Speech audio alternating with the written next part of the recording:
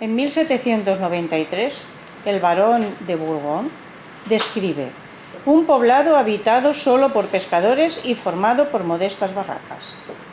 La playa y el mar fueron los orígenes de la vida en el barrio, con la pesca, los astilleros y calafateadores. Más tarde, la creciente actividad del puerto atrajo a transportistas y comerciantes.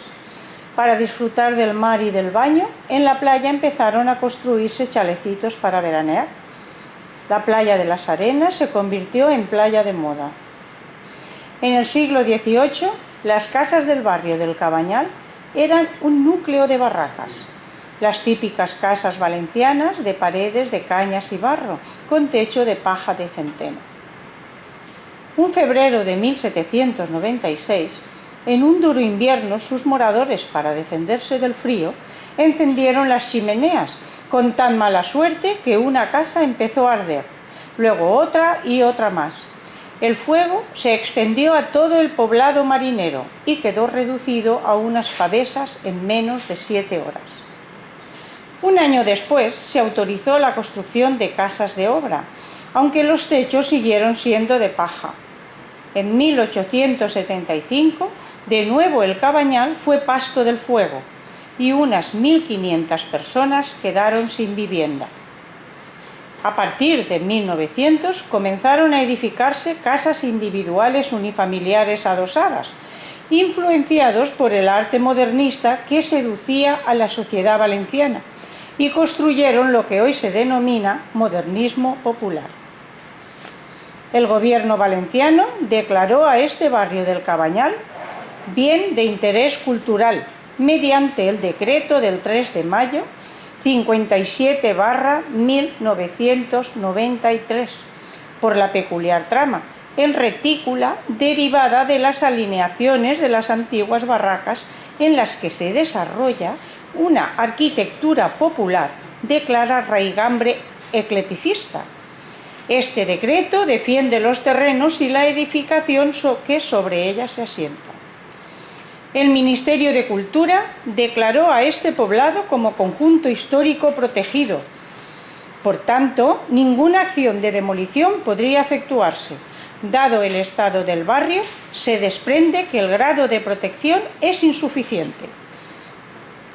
El Ayuntamiento de Valencia actual tiene la aspiración de reformar el barrio haciendo la gran avenida de Valencia al mar, que llega desde el oeste y que atraviesa hasta la playa, para lo cual debe destruir unas 450 viviendas del histórico barrio, más las que resulten dañadas por las obras.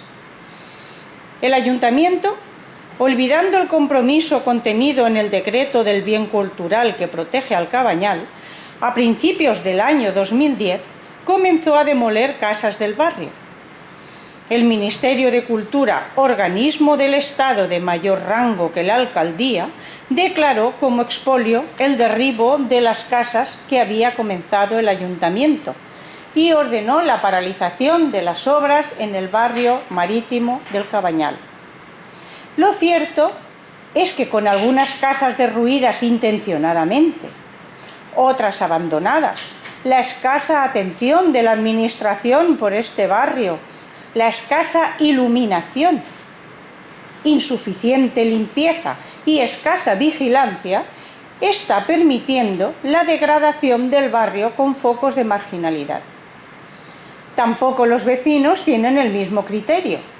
Mientras unos consideran la avenida una solución para el barrio, otros, encuadrados en la plataforma Salvem el Cabanyal, intentan evitar los derribos, piden la rehabilitación de la zona y acusan de intereses inmobiliarios tal acción.